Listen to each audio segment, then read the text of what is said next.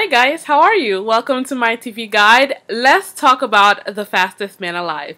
So, I am liking, even though it's only the second episode, but I'm liking the voiceover. I mean, CW voiceovers, usually not the business, but I like that with The Flash, he's just super excited about his life, basically. He's not philosophizing, he's not angsting about anything, he's not lamenting anything, he's just happy and excited and dorking out over what's happening to him. And of course, you know, towards the end it gets a little serious because he's growing and he's realizing things, but it's not like heavy. It's light, you know, it's like he's just thinking about his life and he's happy about it. So I'm loving it.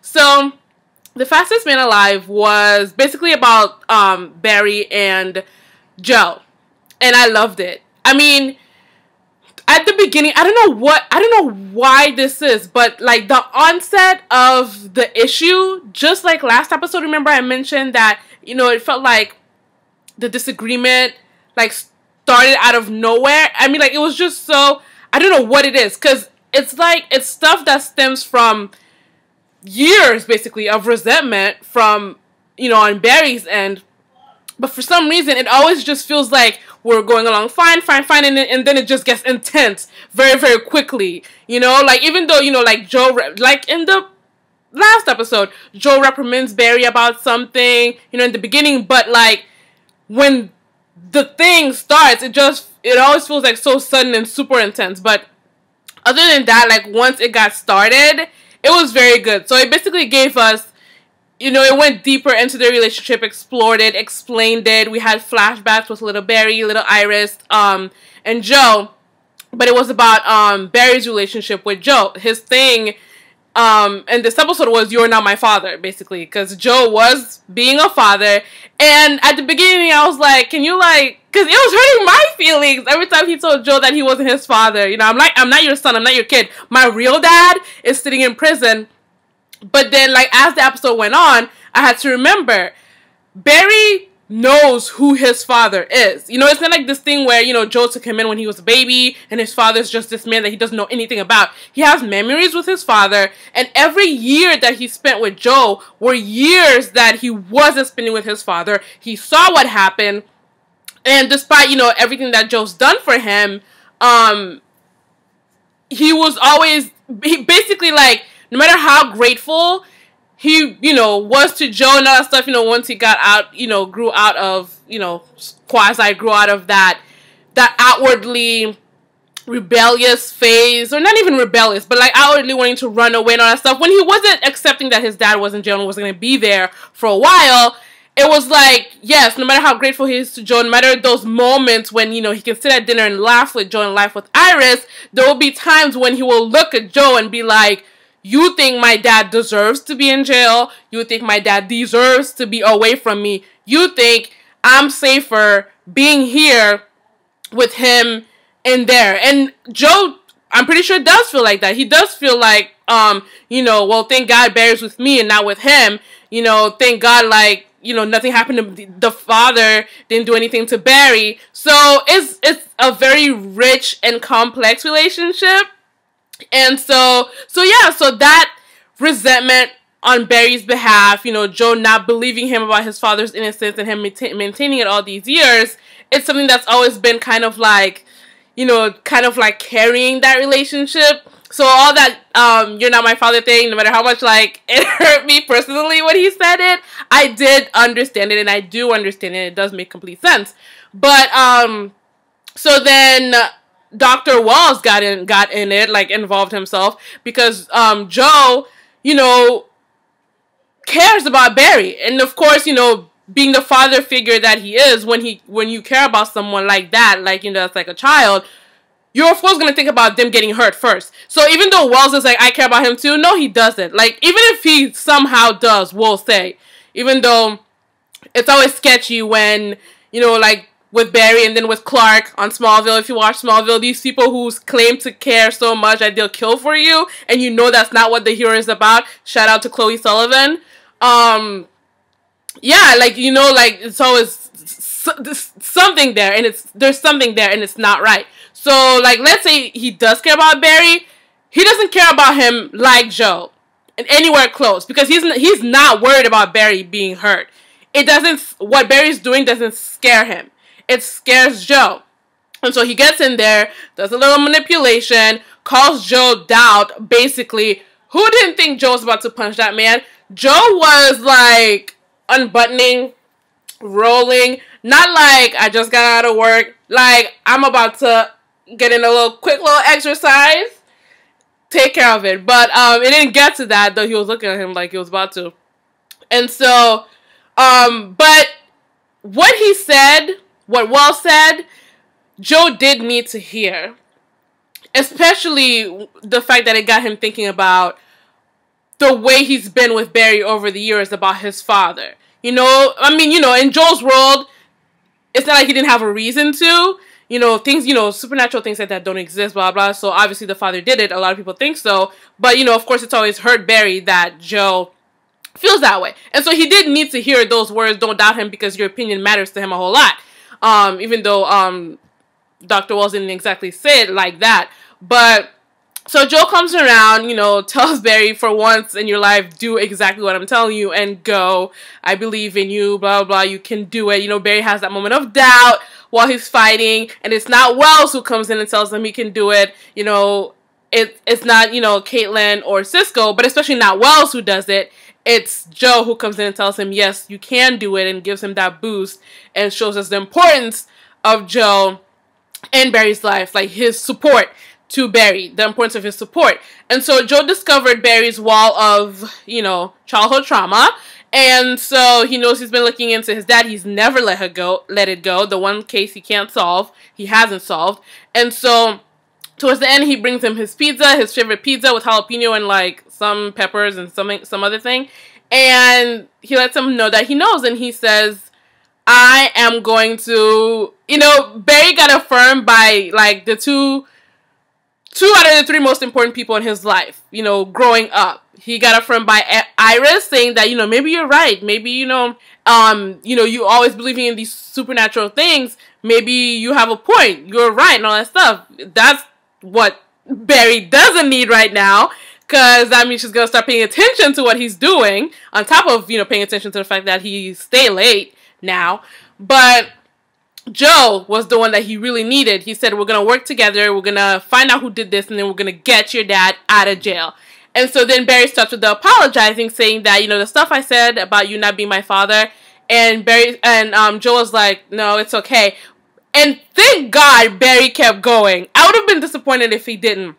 Not really in him, like I wouldn't have held it against him, but like, I don't know, like I get Joe being like, you know what, forget it, because he's the adult, you know, he's an adult, he's the parent, the guardian, so he'll feel, you know, oh, you know, he's just being rebellious, he's just in his feelings, blah, blah, blah. But you could tell every time Barry said it, it hurt him. So, because he knows, no, he's not Barry's father. Barry misses his real father every day. And so Barry thankfully continued. And, you know, I love that we got to see Joe being emotional. And so this grown man being emotional about, you know, one of his babies. And so he said, no, you're not my father. You're just the man who took me in, stayed up late with me when I was afraid of the dark. You dropped me off at college. You taught me how to drive. You taught me how to shave. You did all these things. Like, just, and then Joe, it was beautiful. It was beautiful. So we got a very good moment between Barry and his father in the first episode, and now we got one between Barry and his second father in this episode, so it was just perfect. I was just, ugh. On the other side of things, so Barry had issues in this episode. That makes sense that, you know, his metabolism is faster, so basically he needs to start eating more to be able to sustain himself and sustain his energy, otherwise he's gonna pass out. So, on the other side of things, we had Iris getting into her journalism. She got into the class pretty much because of Barry, if I heard correctly, and she had this assignment that she really wasn't into, that Barry was supposed to help her with, but like, first it was late, but then he went with her to the thing. She looked beautiful. I saw him checking her out. It was great. And then he was late meeting her again. And so that scene when she comes in and she's like, you know, berating him, it gave me total wife talking to her husband feels. I loved it. I lived for it. And then it got even better. She was like, no, I'm not done talking to you. You're going to explain. When she said, I know you. I know when you're sad. I know when you're happy. I know when something's bothering you. I love that. Yes, they grew up together. One door down. Loved it. And the stories that can come from that. Please write some fics, people. And so she's like, you know, basically you start talking. And so she opens the sugar packet. Sugar starts falling. It slows down. I'm like, what's about to happen? The best thing was what was about to happen. Because here's Barry, like, quickly running around. Because he's gonna tell, like, he starts talking. And he's like, okay, so here's the truth. Like, I can run, you know, I'm the Flash. I can run at high speeds. And I want to tell you how I feel, how you make me feel. But I can't. I was freaking so happy. I wasn't expecting that, and it was beautiful. And of course he can do that, so of course he would do that. Just have a quick little conversation zipping around. And then, you know, by the time he stops and comes to stand in front of her again, she's still pouring out her sugar, none the wiser. So we see that where Barry's thing as the Flash is starting to create a little friction in the friendship, because Iris still has expectations of him, and now there's this big part of him where that he cannot share with her, whereas he's always shared, you know, everything with her. Joe, shout out, yes, +1 for Joe, told Barry, my daughter's smart, so please come up with better excuses than I fainted. So I love that. Yes, stand up for your daughter's intelligence, Joe. Let him know he can't be making up any like lame-o story. Put some thought into it, Barry.